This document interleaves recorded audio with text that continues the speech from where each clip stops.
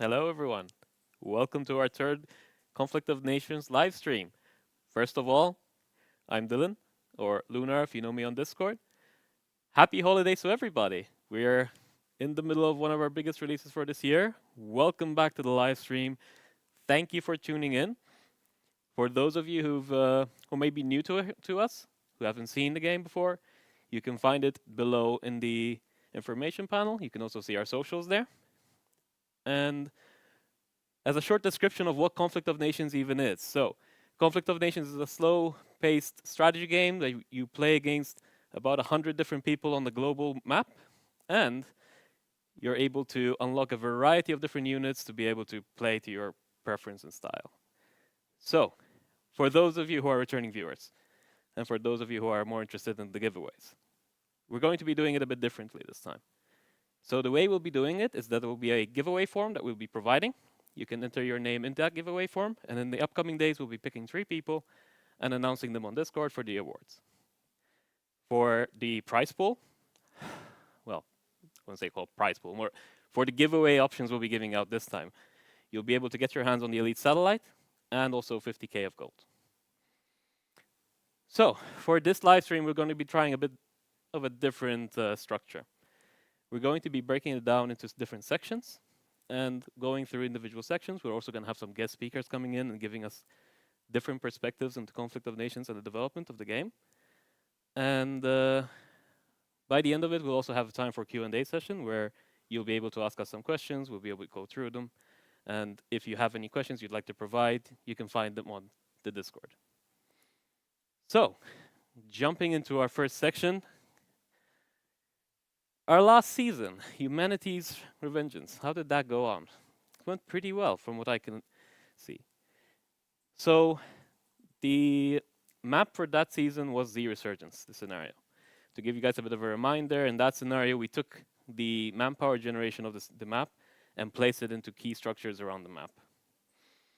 These key structures were distributed all over. Some people, the vaults were placed within the maps themselves, or sorry, within the player nations themselves. We've had the havens, which were more kind of like victory sites that you can capture, and you needed to capture these to be able to generate manpower for your nation. How many of these maps did we actually spawn? We actually had 3,759 matches that were spawned over the course of the last 3 months during the season. And that basically means we had 375,000 players getting to enjoy this new content that we actually created.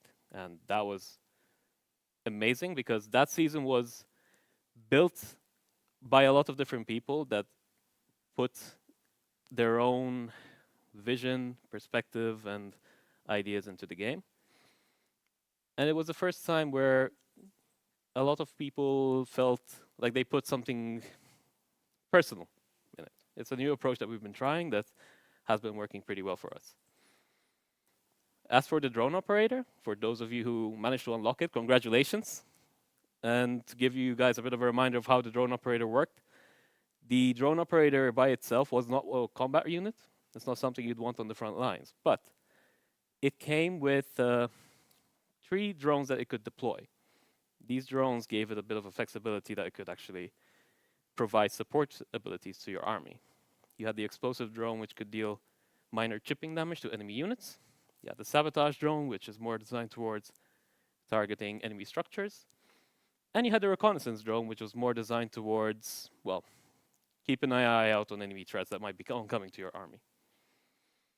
And when it comes to the drone operator, we've got some numbers as well. So, we've got 105,000 operators that were mobilized. That is a pretty big number. But we actually had a lot more that were killed. And this was because you could actually start with the drone operator in the Z Resurgence scenario. And we actually lost 303,000 drone operators across any and all games. That's a significant number of operators there. We don't really have stats on the drones themselves because the drones were, well, as you know, basically kamikaze drones that as soon as they hit their target, they explode. So you're not really going to be able to track how many of those were actually killed.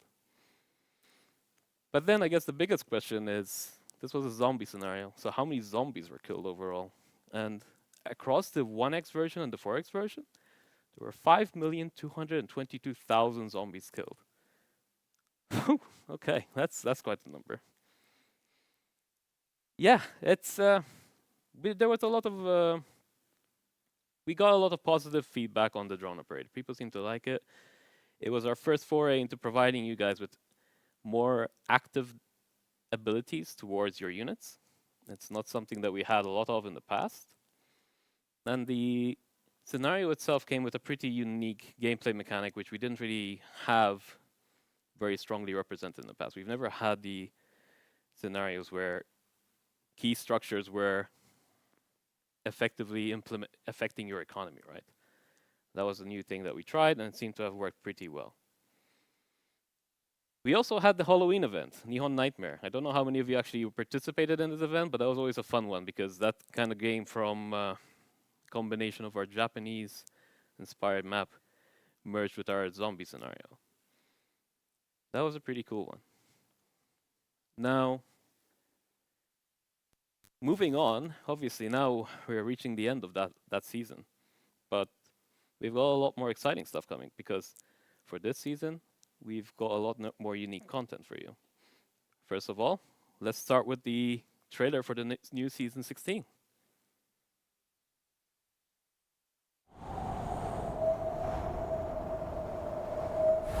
In a world consumed by nuclear winter, civilization has fallen into desolation. Nations clash over the few remaining resources. To rebuild, control of research facilities is everything. Capture these sites to earn victory points and dictate the future of humanity.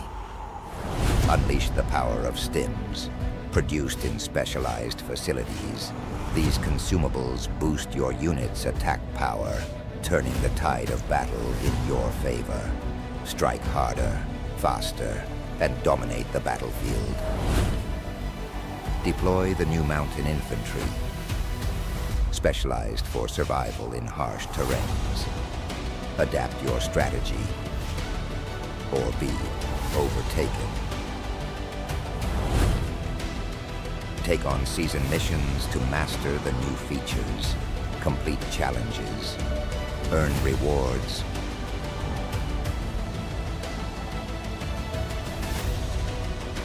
and lead your nation to victory. Season of Desolation. Available now.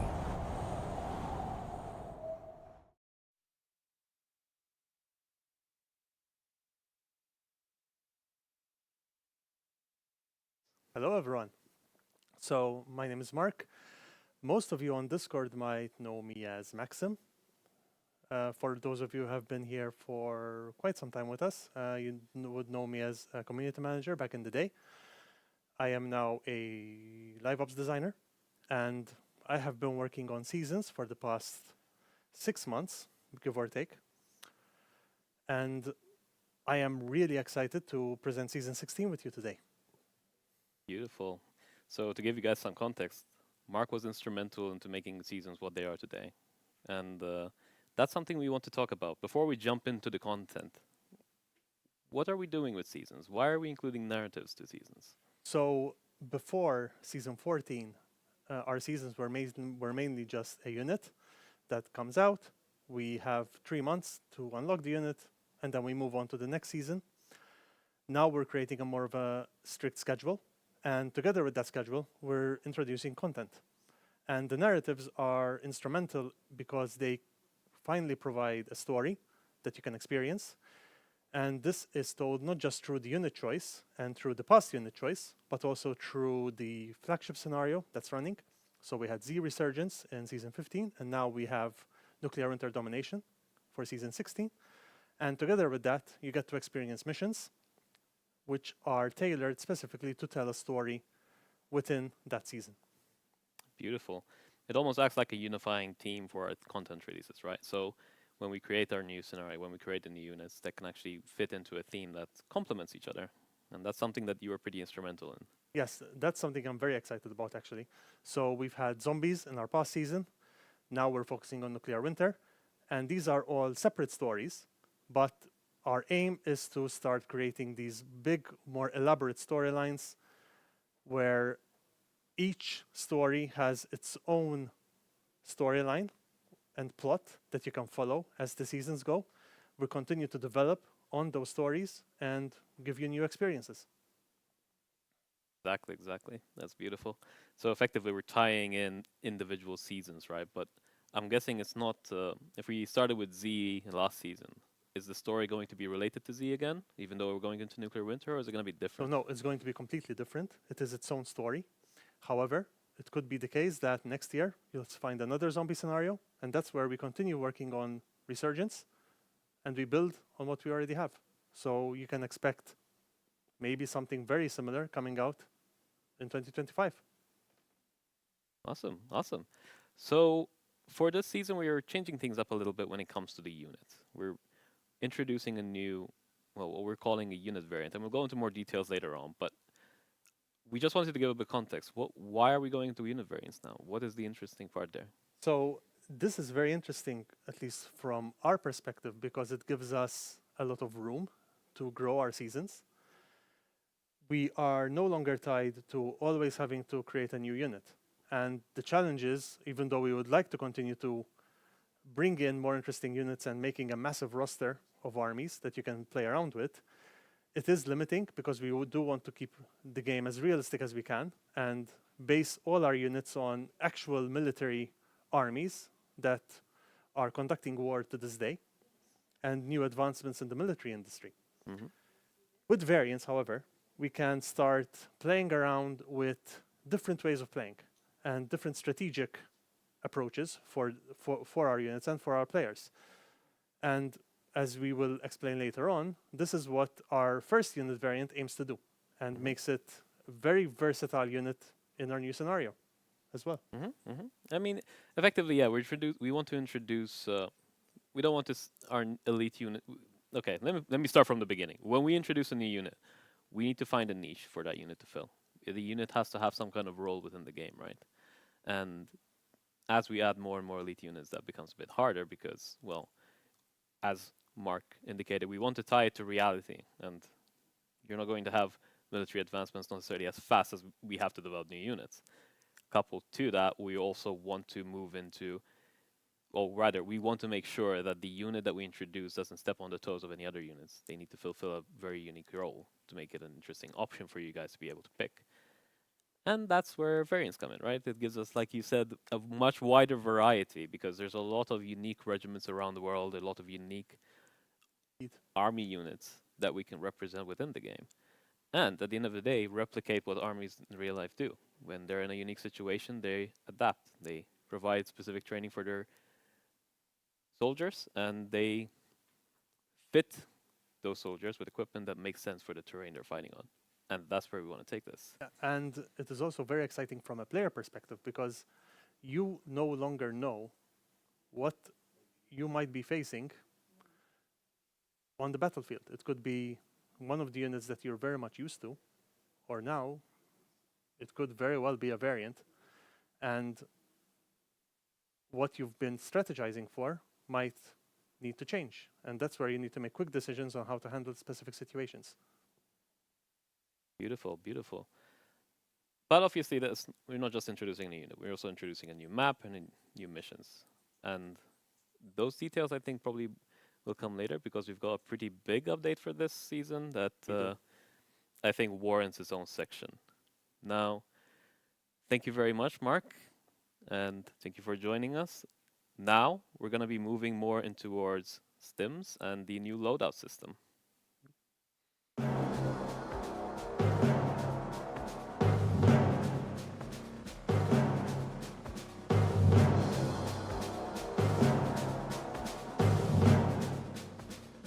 What are the Stims? It's a brand new feature that we're introducing now as a Christmas gift to you guys. With it, we have introduced the pharmaceuticals resource, which players can acquire in two different ways. One is the normal purchase by gold, as you can do with any other resource in the game. And then the free version, you can build a secret weapons lab in any of your cities. And once you have built that, you can mobilize pharmaceuticals like you do with deployable gear right now. Next step is go to the research panel, research the pharmaceuticals, and choose the level of buff that you want to go for. Once you finish the research, you can go back to your map, decide what unit you would like to buff, and then go into the loadout pop-up, decide what kind of buff you want to apply, and just boom, click. We have some improvements on the UI to show you better why and which unit is buffed. So, for example, we have some new improvements on the unit info panel. We have on the army info panel, we are showing the stats, the new ones and the old ones. So it's very obvious to you where does this buff come from. And on mobile, we also have a nice top bar on top so that you can see how the timer is going down and calculate how much time you have left until your unit is still strong so you can attack your enemy. Next way we're showing it is on desktop on the army bar. It is a bit different than mobile because that's what the UI is allowing us to do. However, here you will see a purple section telling you if you have your army buffed or not. Overall, while developing this feature, we also wanted to improve the UI in general just a bit more. So we also decided to have a look at the army icon on the map, both when you zoom in and when you zoom out. At the moment, if I can say, it is a bit oldish looking. We decided to give it a whole new flair. So now it will show the more clear icons of what is your unit affected by or what is inside the army. Now we have the icon for the pharmaceuticals there, which means that your unit is affected by these pharmaceuticals somehow. We have the officer icon, and then if your army is overstacked, you will see a nice arrow pointing downwards. If it's a bit more modern now, and you will see both on the desktop client and on mobile. At the same time, we redesigned a bit the unit info panel. So before it was this whole section that you had to scroll through in order to see your terrain, speed stats, and all the other stats of the unit, basically with the description. Now we separated them into different tabs so that we make a bit more space for all the different stat modifiers that we're planning to expand on in the future. This can give you a little hint of what we're looking into. The decisions are not made yet, so I can't really share a lot, but if we're looking at future plans, we definitely want to expand on this mechanic, because what you will be seeing on the live game right now is just the start of what we want to do in the future. The mechanic that we're using is internally, it's called tokens, and we are currently using it also for the loitering munitions and for the satellites, so that makes the unit timed. However, the tokens can be used for a lot more than that. You can give different features to the units. So, for example, you can add a range or stealth or even stealth detection. Nothing is developed yet, obviously, but these are the possibilities that we're looking into. Other than giving features, we can also expand the types of stats that a unit can be buffed or debuffed. So yeah, that's a little nice hint for you.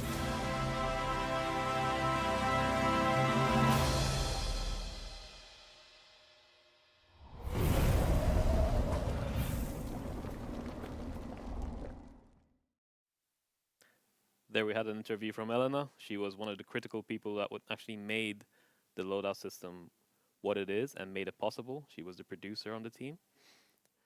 Now, when is this system coming? The system will be coming in the coming days. It's not going to be out right here, right now, but coming soon, you'll be able to utilize the system. Now, what is the Stim system or loadout system?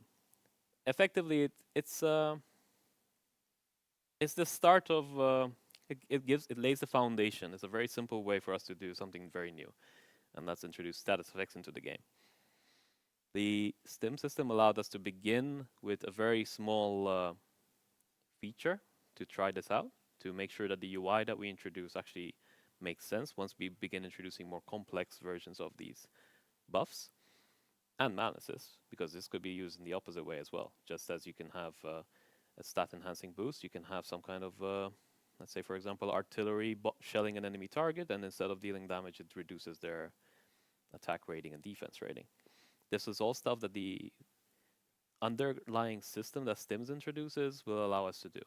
And in the coming year, we'll also be introducing different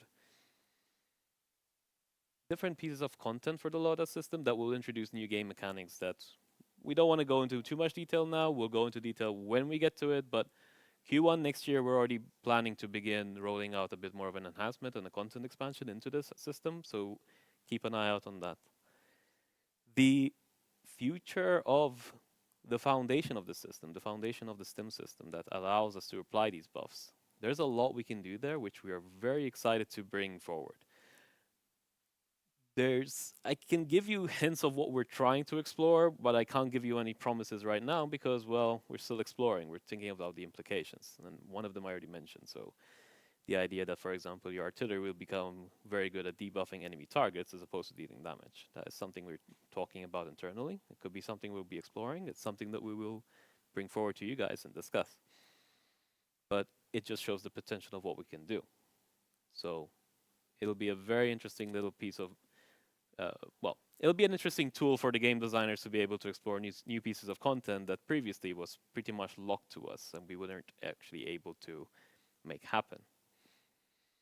Now, moving forward from there, because I think one thing that we haven't really shown a lot of is the art side of the seasons that we create. And that's something we want. That's why we started introducing these guest speakers, because there's a lot of people on the team that you guys don't get to meet on a regular basis, right?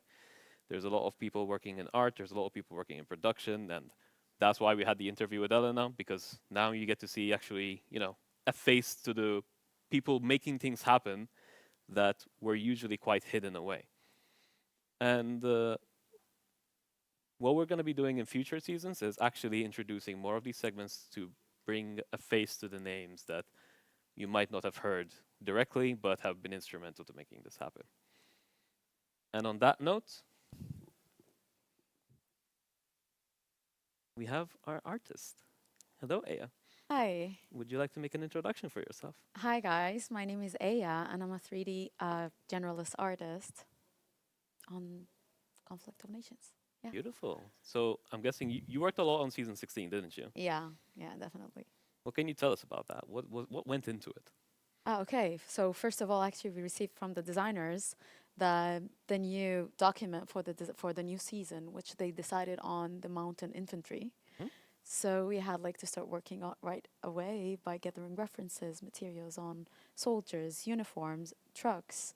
That's going to be going on the mountains terrains, So of course we ended up choosing the mountain trucks, and after that, after getting all these references, we started with proceeding with modeling, unwrapping in the usual pipeline of 3D, and after that texturing, and after that pausing for the renders, and then rendering before implementing it in the game.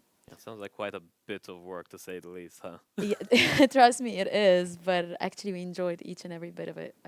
I promise. That makes me happy to hear, considering we're the ones that keep giving you work. Yes, you are actually. He's our game designer, so he actually is our Well, lead I'm one game. of them. Yeah, no, you are the lead game designer, so he is actually what give us the documents. So Guilty as charged. yeah. But you didn't just work on units, right? You guys also worked on the new scenario, Nuclear Winter Domination. Of course, yes, we did. Yeah. So actually, we let's say we reworked on it by improving the map features, and that actually happened by enlarging the iceberg masses, the ice walls in the continents, and also on the sea, which we wanted to add a little bit of a challenge for the players to actually make it a little bit hard from moving from one place to another, let's say that. And also they need to develop and their way through the game to manage the time travel between one place to another.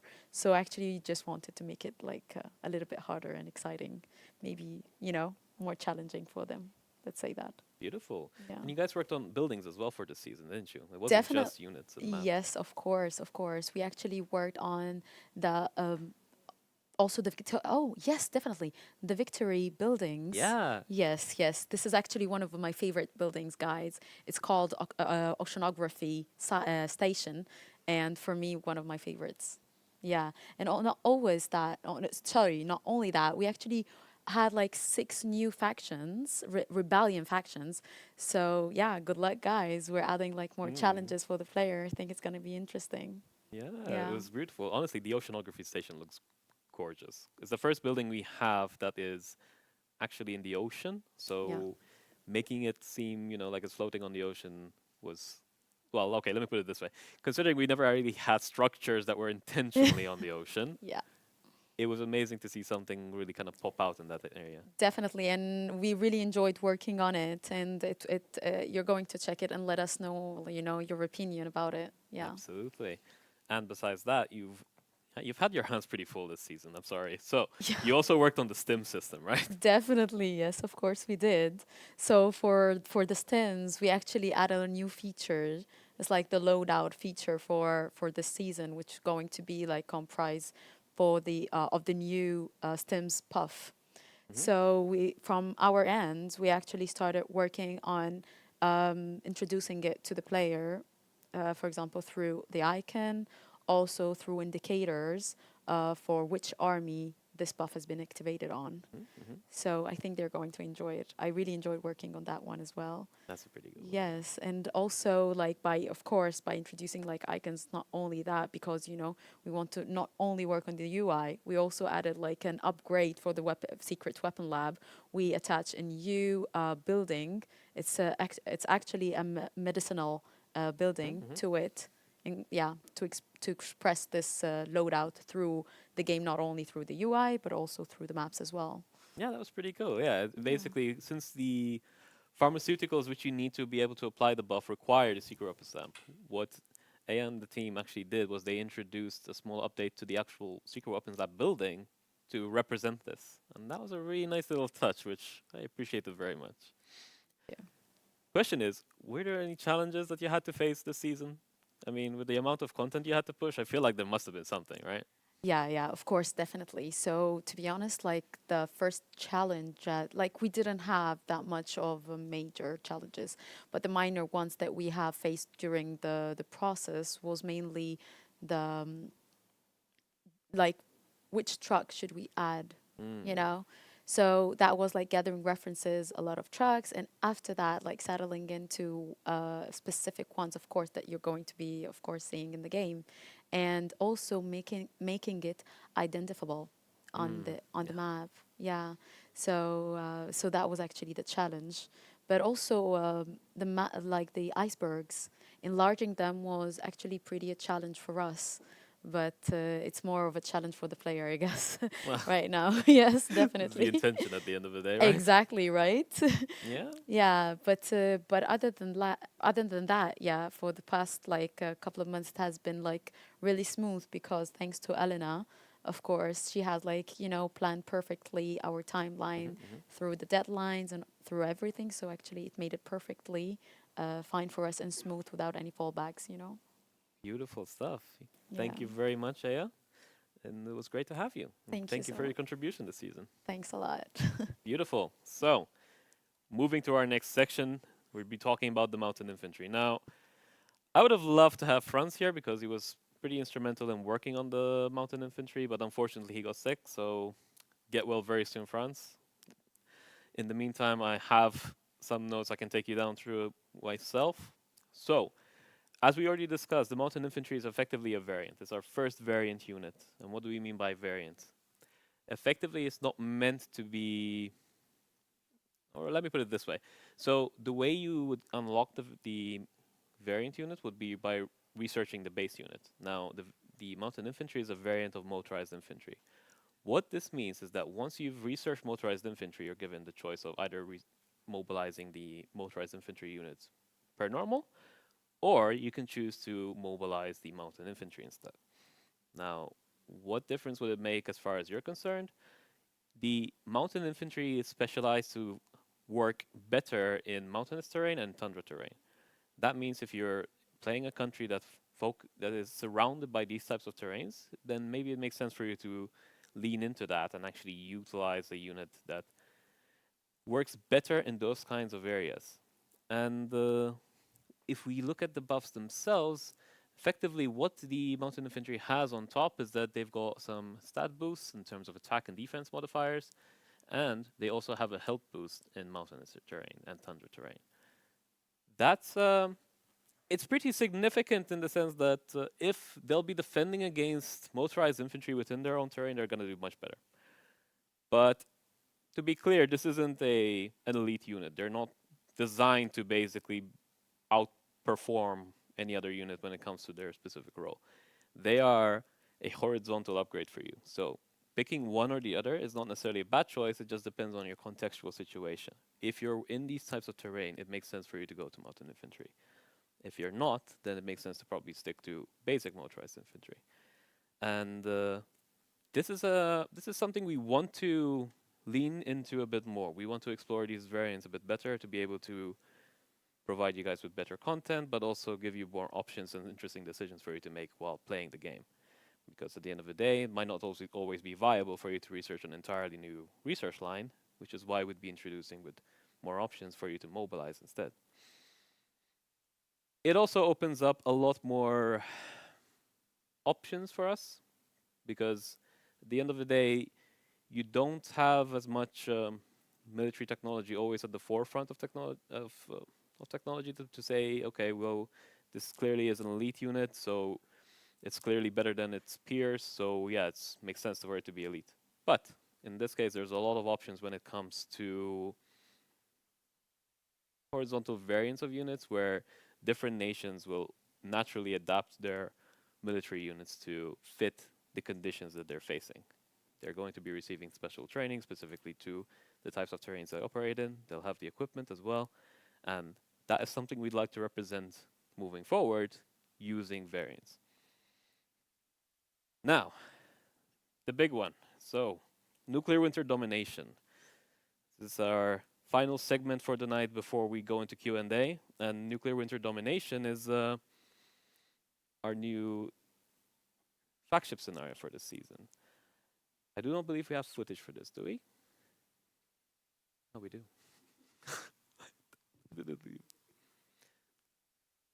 Okay. Sorry, guys, the technical difficulties. I wasn't sure this part. So, nuclear winter domination. What is the special part of this? So, this is the first time we've introduced a new game mode. And what do I mean by that? So, traditionally, you guys have to conquer territory to be able to gain victory points, right? In nuclear winter domination, it's different. You have different control points on the map, as pointed out by both Mark and Aya during our discussions. These control points will generate victory points on a set interval, which currently will be 6 hours. And in the case of 4x speed games, that will be 24 hours in-game. So keep in mind, we're talking about 6 hours in real life. So 6 hours in 1x, 24 hours in 4x, okay? And once you've generated those victory points, then you get to keep them. So if you lose the structure, you don't get to lose the victory points. And this puts you in a very interesting position, especially in the late game, because at the end of the day, if you've got two factions fighting each other, or well, two coalitions contesting each other, then the amount of victory points that are being generated daily will be instrumental for you to figure out who's going to win if it's the stalemate remains. At which point, you might need to see how you're going to break that stalemate. If you're the underdog in that situation, you need to see what you're going to do. Either go capture a few other victory sites or control points around the world where they're not being controlled by your opponent, or see how you're going to punch through their lines. And this is something that we'll be exploring in the future. So the new game mode itself was quite a challenge for us to create, both from a technical perspective, but also from a design perspective. But what it allows us to do is it allows us to provide a lot more unique events for you guys to be able to experience. And it really changes the gameplay up. And this is something we are interested in exploring further in the next few years. This isn't something you're going to be seeing every single season, but it might be something you see once a year, for example.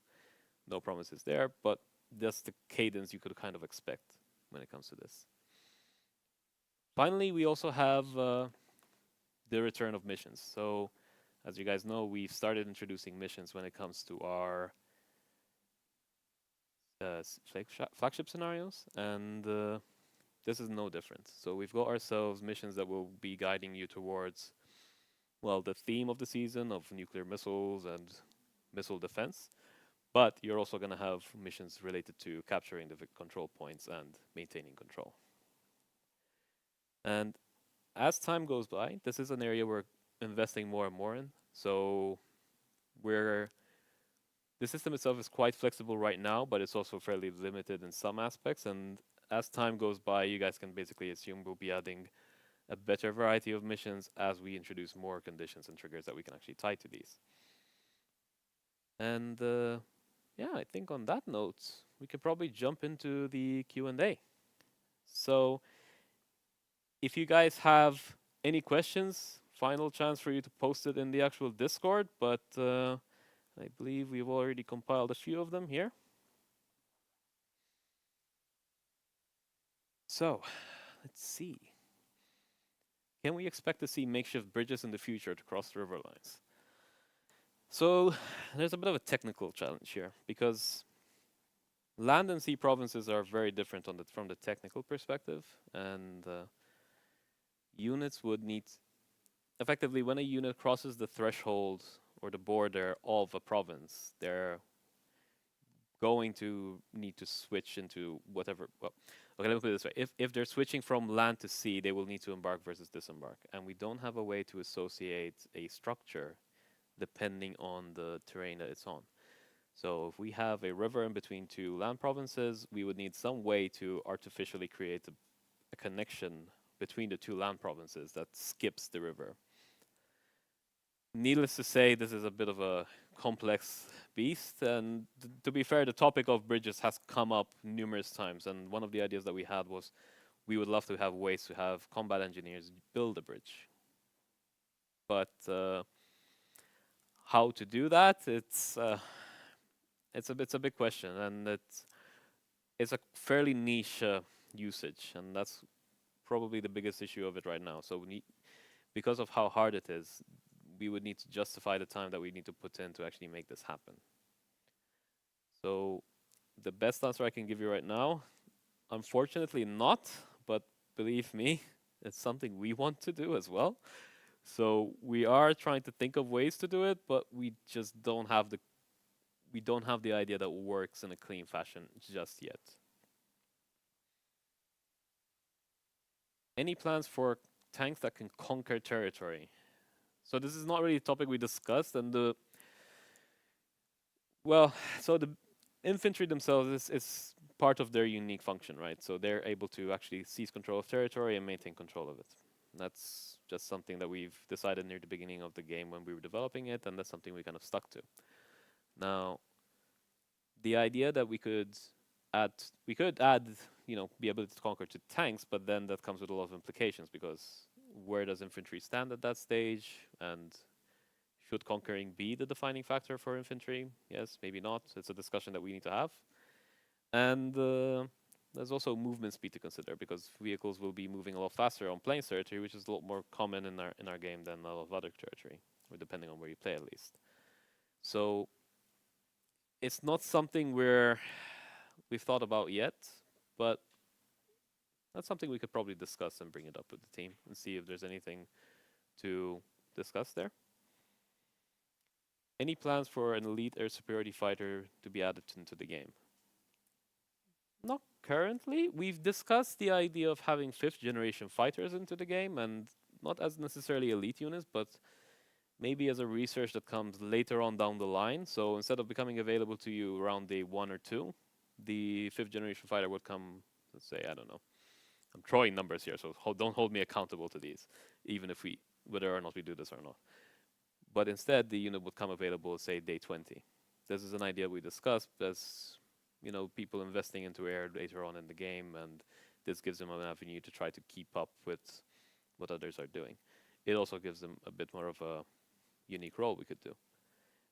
That being said, it's not something we've actively decided on doing. Right now, we're basing a lot of our content plans for next year around the system, the debuff system.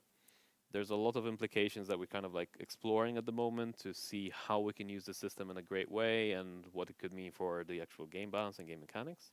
So we're focusing a lot of our discussions in that area as much as we can.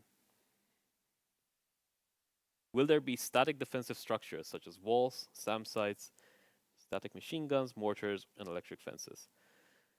So this is a topic that we've been talking about quite a lot last month, actually. So,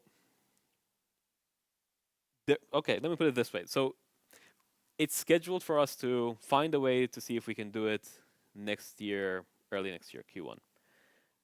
What that means is that we're going to be exploring ways we can make this happen to see if there's a good place for them. It is something that we want to introduce into the game because it introduces a way for especially beginners to be able to defend themselves. It also makes it easier for us to give players a bit of an edge in the early game to make sure they're not overrun immediately.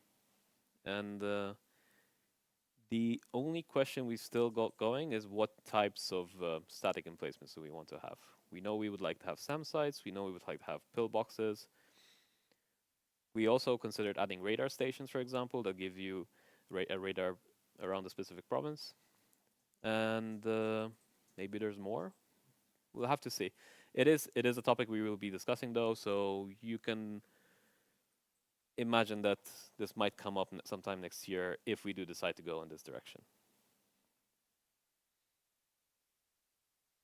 So, are there any plans to buff infantry or airborne infantry? Or marine infantry, sorry. It's a discussion that me and Franz have been having that, yeah, we would like to find ways to make the lesser used versions of infantry a bit more interesting for people. It is something that we do want to talk about, yes. We haven't found the answer, to be quite frank with you. If you guys have suggestions, we'll be glad to hear them. We're considering to see what we can do with them. A few ideas we've toyed with was setting them up as variants. We'll have to see. There's no promises right now. There are no plans, but it is a topic we're actively discussing and trying to figure out because we agree. We think that there could be ways that these would become a bit more interesting and make them a bit more viable right off the bat, so to speak. Right, so final question before we close off. How balanced do you think ballistic missiles and intercontinental ballistic missiles are right now? So we just released an update related to those, which means that the board has shifted a little bit. They to give you guys a bit of context, so the update that we released right now allows you to effectively target enemy units if they're not on the center of the province. Traditionally, if you wanted to launch a ballistic missile, you could only target anything that was in the center of the province. But now you're able to actually target anything that's located anywhere. But the only difference to cruise missiles is they will not follow the target. So if the enemy unit is on the move and you launch a ballistic missile at them, you're not going to be able to hit them because they're just going to keep moving away and get away. Now, that deficiency is quite problematic if you're using them as replacements for cruise missiles, but at the same time, it's a bit of a necessary nerf, so to speak. It's part of their nature. That's what ballistic missiles are. That's what they're designed to do. They're not designed to be tracking enemy targets. So I can't really tell you how OP they are right now because of the change we just did. We'll be keeping an eye on it. It's not something that's currently on our radar, to be quite frank. And that's it. Okay, beautiful. So a couple of things that I'd like to mention before we close off, and this is for the people who enjoy alliance play, and that's that. I do have some good news. So we've hinted in the past that we were working on trying to make elite challenges come back, and we've been making headway. We don't have a final date as to when they'll be making a comeback, but we are hoping that Q1 of next year we'll be able to probably get them back in some form, depending on the complexity of the issues that are tied to it. And coupled to that, we'll also be releasing a 4x version of Mediterranean Theater that will accompany the new update. Coupled to that, we also have planned that around June, we might introduce also a new alliance map, depending on how and whether or not the elite challenges actually come out working pretty well. The hope is that it will. Things look pretty good right now, but the reason why I'm not promising anything is because we still need to make sure. There's no definites yet. But that is the current plan. So hopefully Q1 of next year, you should be able to see elite challenges come back. And once that's out, we'll be looking into introducing a new alliance map for you guys to be able to experience. And yeah, hopefully that makes a lot of our alliance players a bit happy. So it'll be a nice little treat for next year. And that's everything. So, thank you everybody for joining us. It's been lovely to have you, and I hope you enjoyed the new format. If you have any feedback, we'd love to hear it. If there's any segments you'd like to have, let us know. If there's any people you'd like to meet on the team, like specific departments, again, let us know. We'd be happy to consider it. Happy holidays to everyone, and don't forget to visit us on our socials. We also had some interviews that came out related to the Stim system and the loadout system, so if you haven't heard those, give them a look, see if you like what you hear. And if you've never tried the game, just a reminder, you can find it in the panel below, so hopefully you'll give it a try and you like it, and if then, join us on Discord and talk to us. Have a lovely rest of the year, and see you guys in the new year.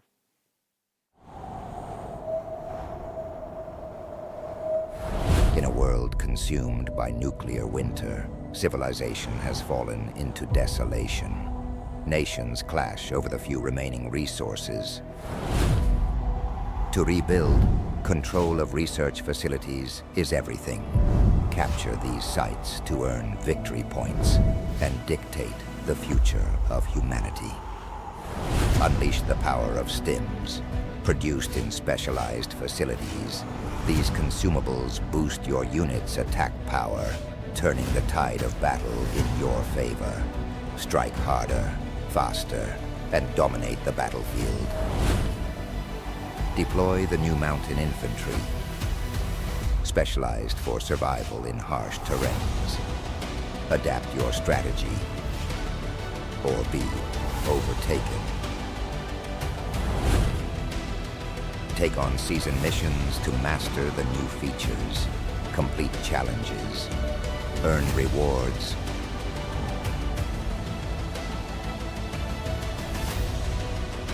and lead your nation to victory. Season of Desolation. Available now.